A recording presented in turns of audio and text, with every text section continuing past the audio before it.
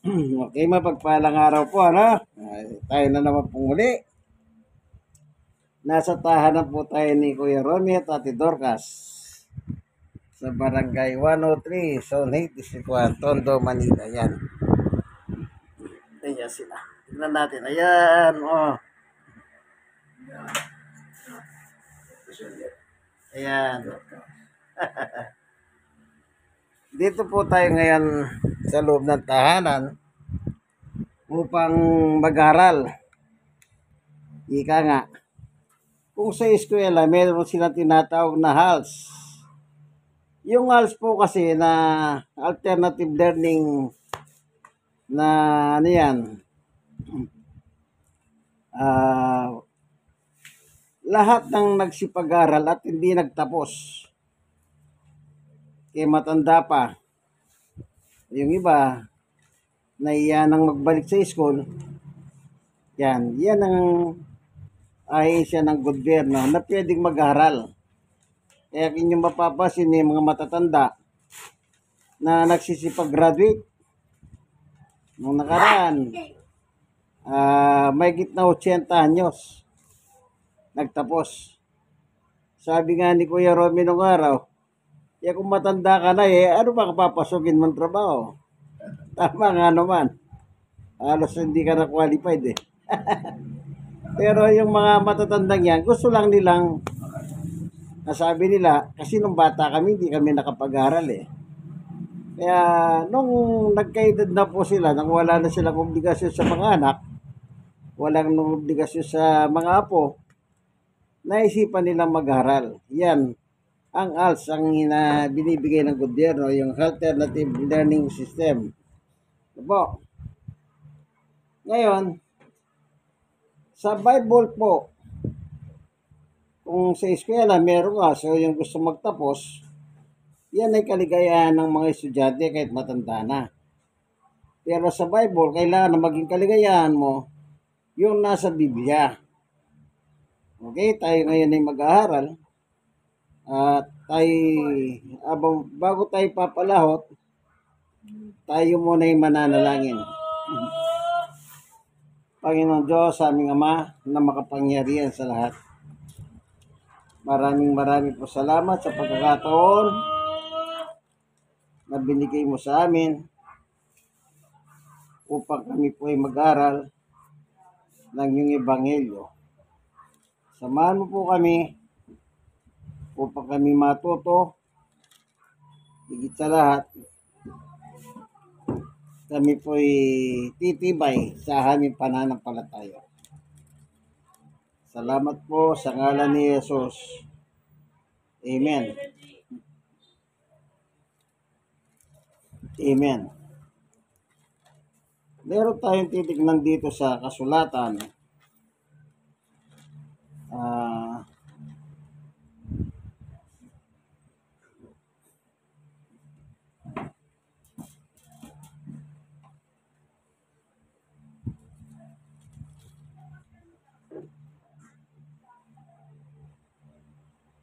Ito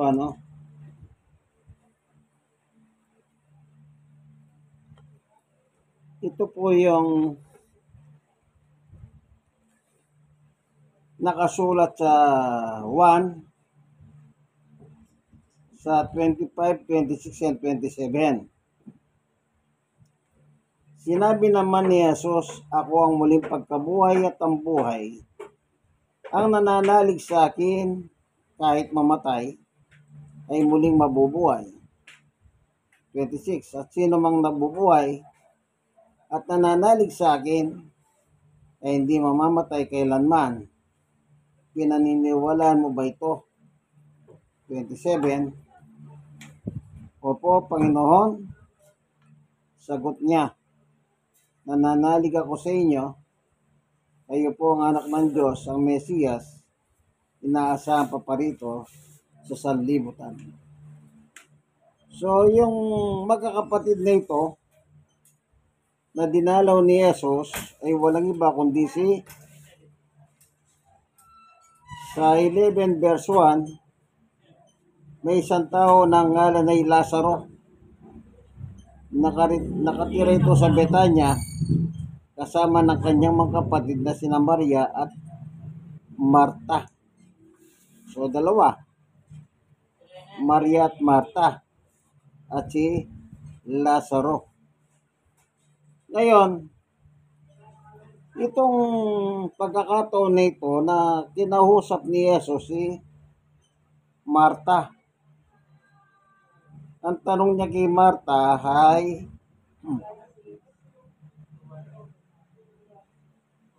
ito kasi ang tanong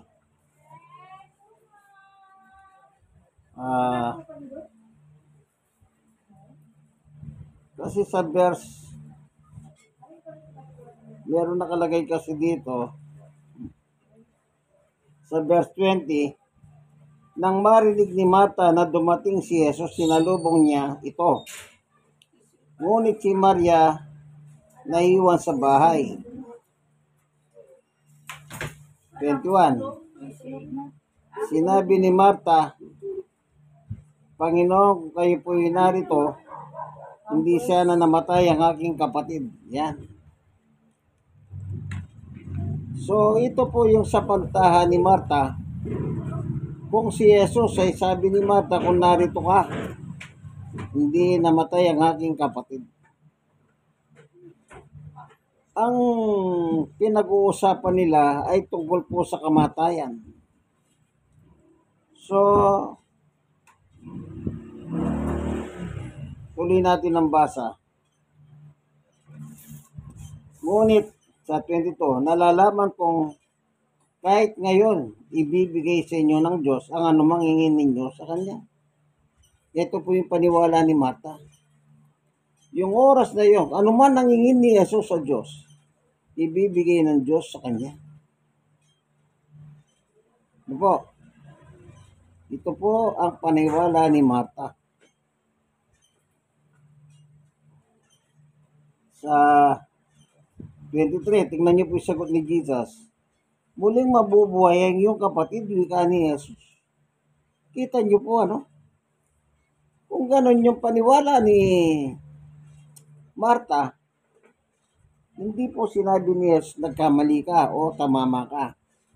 Kung inyong titignan yung sagot ni Jesus ay, muling mabubuhay ang iyong kapatid. Ito ang hindi maunawaan ni Marta. Ito ang hindi niya maunawaan. Sunod. Sumagot si Marta, nalalaman ko pong siya mabubuhay uli sa uling araw, sa muling pagkabuhay. Kaya hindi talaga alam ni Marta kanya sinasabi. Iba ang sinasabi ni Jesus, iba ang paniwala ni Marta. Di ba, suriin nyo mga binabasa ko. Kung may Biblia kayo, kayo mismo, mababasa ninyo yan. Ma-realize ninyo. Iba ang takbo ng isip ni Marta sa sinasabi ni Jesus. Pero kung titignan mo, para magkatugma Pero mayroon diferensya. Ano po? Tignan ninyo. Sa 25. Sinabi naman ni Jesus, ako ang muling pagkabuhay at ang buhay. Ang nananalig sa akin kahit mamatay ay muling mabubuhay. At sino mang nabubuhay at nananalig sa akin ay hindi na mamatay kailanman. Pinaniniwalaan mo ba ito? Kita niyo po, iba? Nang magsimula ng magpaliwanag si Jesus, iba yung interpretasyon ni Marta. Si Marta kasi, sa laman ang kanyang unawa. Samantalang sinasabi ni Jesus, spiritual. Paano magkakatulad yon? Di po ba? Yan. So, yung salitang muling mabubuhay, sabi ni Jesus yung patay. Pero, yung isang salita naman ni Jesus dito, ang nananalig sa akin ay hindi na mamamatay. Kaya tinanong niya si Marta, pinaniniwalaan mo ba ito? So, sagot ni Marta, opo, Panginoon, sagot niya, nananalig ako sa inyo na kayo po ang anak ng Diyos, ang Mesiyas, ang inaasa paparito sa sanlibutan. Iba na naman ang sagot ni Marta. Yung tanong na kahit mamatay ka, muli kang mabubuhay, sabi ni Jesus. At kung dumating si Jesus naman at nananampalataya ka sa Kanya, ay hindi ka na mamamatay. Hindi ka na mamamatayan, sabi niya. Yan. Ano po, baka medyo naguguluhan kayo. Huwag kayong maguluhan. Kasi po, yung alam ni Marta sa laman, kaya ganyan. Yung pinapaliwanag ni Jesus, hindi sa laman, kundi sa spiritual na kalagayan. Yan, ibig sabihin po, kapag ang isang tao mananampalataya kay Jesus, ito pag namatay ka, sabi ni Jesus, muli kang mabubuhay. O, nakakita na po ba kayo ng nakakabawang na nabuhay pa? Sige nga, naimbasa mo na, mabubuhay pa ba yon? Wala. Hindi na po pwedeng mabuhay pa yung naimbalsa mo. Yung iba, wala ng vital part sa katawan eh. Wala nang ganito, wala nang ganyan. Mabubuhay pa ba yon? Siyempre, di na po, ano. Ang tinutukoy kasi ni Jesus dito, kapag sumasampalataya ka at namatay ka na wala pa si Jesus, ay muli kang mabubuhay. Ibig sabihin, once ng isang tao po, umalis na yung buhay niya, no? Yung kanyang espiritu, yung kanyang kaluluwa. Ito po, tignan natin yung sulat ni Santiago. Dito po sa Santiago 2:26, patay ang katawang iwalay sa espiritu. Yan. Kaya tayo po gumagalaw, tayo po yung buhay na nasa loob natin. Yun po yung espiritu. Once na yun umalis na po sa katawan ng tao, ikaw ay patay. Pero sa sinasabi ni Jesus, yung katawan mong espiritu, lilipat lang po sa iba. Lilipat ka doon sa spiritual world o dako ng espiritu. Yung katawan mong lupa, siyang maiiwan dito, siyang ililibing sa sementeryo. Yan ang ibig sabihin ni Jesus. Yung katawan spiritual mo, lilipat po sa dako ng spiritual world o dako ng espiritu. Then para magantay po ng muling pagkabuhay na maguli, para yung katawan lupa mo at saka yung kaluluwa mo, muli pong magsasanib, magsasama. Pero matagal pa yon. Okay? Pero ang paniwala ni Marta, halimbawa sinabi niya, ngayon din mabubuhay ka. Yun ang kanyang kaisipan. Pero iba naman po yung dinideliver ni Jesus na pang-spiritual. Kasi yung isang bagay dito sa 27, ang taong nananampalataya sa akin, sabi niya, ay hindi na mamamatay. O paano yun?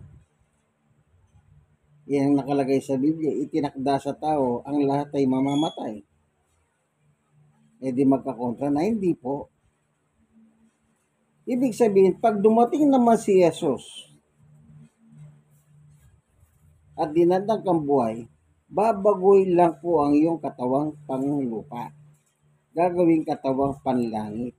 Kaya sabi niya, hindi ka na mamamatay. Hindi po ba? Yan po ang ibig sabihin dito. Huwag kayong maguluhan ha. Naalala niyo si Lazaro, ay yung ibig sabihin, yung sa Lucas din, yung mayaman. At sa 16 ng Lucas, 16:19. Ayan, mayaman at si Lazaro. Pareho po silang namatay.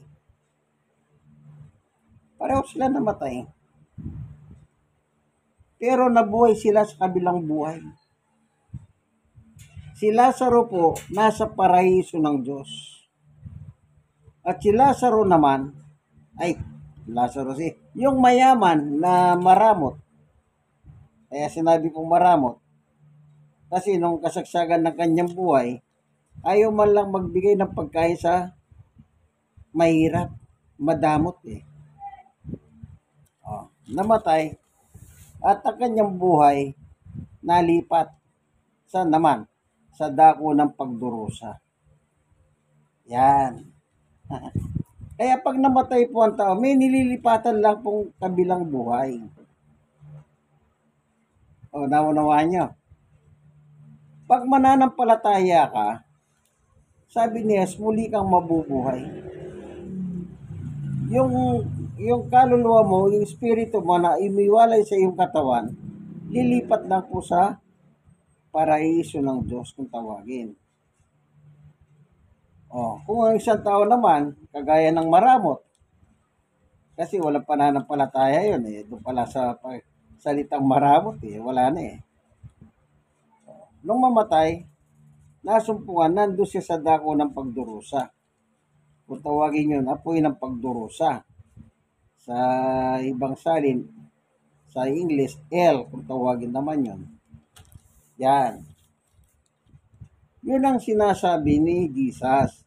Pero once na dumating naman si Jesus at dinadlang ka na isa ka mananampalataya, papalitan lang po yung katawan mong panglangit. Hindi ka na makakaranas ng kamatayan mo, yung burol o libing. Kaya magkaiba po yung konsepto ni Marta sa paliwanag ni Jesus. Kasi sabi ni Marta, kung narito ka lang Panginoon, hindi mamamatay ang aking kapatid.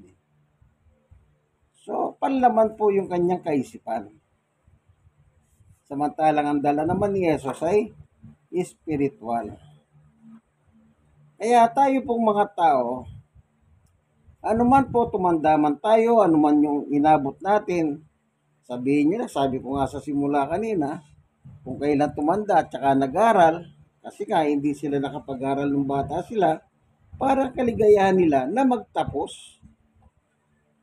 Na kahit matanda na sila, meron pa rin silang pwedeng ipagmalaki na nakatapos din ako.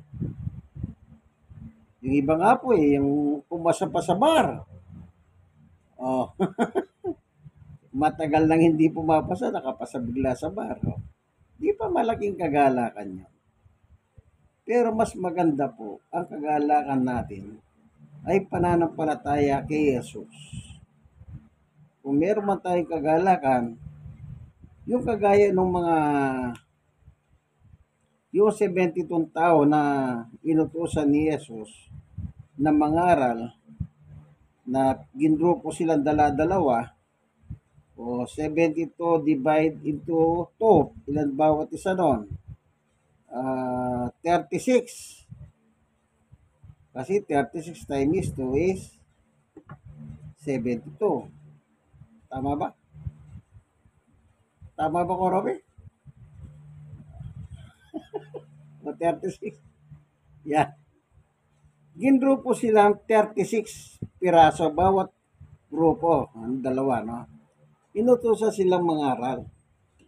Binigyan sila ng kapangyarihan ni Jesus. Maging ang mga demonyo lalayas. Hindi naman nila kaya palayasin yung demonyo dahil binigyan sila ng otoridad ni Jesus. Kapag mayroong mga demonyo, sinasapian ng mga demonyo, yung mga tao, pag sinabi ng mga alagad ni Jesus, lumayas kayo mga demonyo, lalayas kasi yung otoridad binigay sa kanila Yan. So sa kanilang pangangaral po, in short, masaya silang bumalik. Ika nga, success. Hindi po ba sa anumang larangan, pag success ka, Hindi anong bang katumbas na successful, di ba kaligayahan. So, nagbalik sila kay Jesus. Ang nag-report po sila. Sabi nila sa Panginoong Yesus, success! Sabi nila. Pati mga demonyo lumalayas. Sabi nila. Kapag inutusan namin, sa iyong pangalan, sabi. Hindi naman lalayas yung demonyo kung hindi sa pangalan ni Jesus eh. Alam nyo, medyo mahirap yan. Ingat kayo. Baka pinapalayas yung demonyo, tatalunin kayo ng demonyo sa iyo. Biglang sasanib ang demonyo. Pero ako naman, hindi naman ganon. Merong isa sinasaniban ng demonyo, sabi nila sa akin, buti daw, nandun ako. So, nagtaka ako, bakit kaya ka ako? Bakit parang masaya sila, nandito ako? Kasagot-sagot, yung isa pala sinasaniban ng demonyo ko, ng masamang espiritu. So, sandali, mamaya, puntahan natin ka ako. So, pinuntahan po namin yung dalaga. Nagagaling na po sa trabaho, nag-update lang eh. Yun nga po, sinaniban ng masamang espiritu. Ang ginawa ko po, hindi ko naman kagad pinalayas yung masamang espiritu eh. Nag-Bible study ako kasama ng masamang espiritu. Nag-Bible study po ako, pati yung espiritu masama na ginigrin. Kasi, kung palalayasin mo kagad yun, baka hindi lalayas yun. Eh bakit? Kailangan ng sabi ni Jesus, ipangaral. Ipangaral. Ang alin? Ang salita ng Diyos. So, nag-Bible study muna po kami at kinausap po yung masamang espiritu. Alam mo, kahirap-hirap eh. Hindi yung nakikita nyo po sa mga television, yung mga parang lumilipad na lahat yung lugar nila, yung gamit nila. Palayas ng palayas sa demonyo. Yung mga nakikita natin na pinapalabas. Hindi po. After ng Bible study, yan, doon po ako nag-pray. Na sinabi ko, doon sa masamang espiritu, hindi mo pag-aari ang batang yan. Kaya lumabas ka dyan kako. Hindi yung kung anong ginagawa mo. So, later on, nawala po yung masamang espiritu. Ano yan? Sa kapangyarihan ng Diyos. Bakit? Nag-Bible study muna eh. Pero yung antimano, gaganunin mo pa, baka talunin ka. Baka magulat ang mga tao, nasa iyo na yung masamang espiritu. Kaya ingat po kayo sa ganyan. Yung mala exorcisma, ingat lang. So dito, sabi ng mga alagad, pati ang mga masamang espiritu lumalayas sa iyong pangalan. Tuwan-tuwa sila. Sagot ni Jesus, matuwa kayo kung nakasulat ang pangalan nyo sa langit. Kasi pag nakatala sa langit ang pangalan mo, garantisado yung sinabi ni Jesus, kahit mamatay ka, ay mabubuhay kang maguli. At kung sakali naman, sabi niya sa verse 27, pag nananampalataya ka, dumating ako, hindi ka na mamamatay. Yung ang tanong niya kay Marta, naniniwala ka ba sa sinabi ko? Sabi niya. So, ano sabi niya? Opo. Si Marta naman masunurin puro opo Hindi tumutol si Marta. Maganda yun. Laging opo. Yes, ma'am. Yes, sir.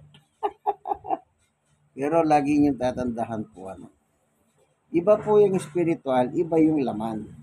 Ang kaisipan ni Marta sa laman. Ang dinideliver ni Jesus, spiritual. Kaya para silang kung titignan niyo, parang hindi sila nagkakasundo.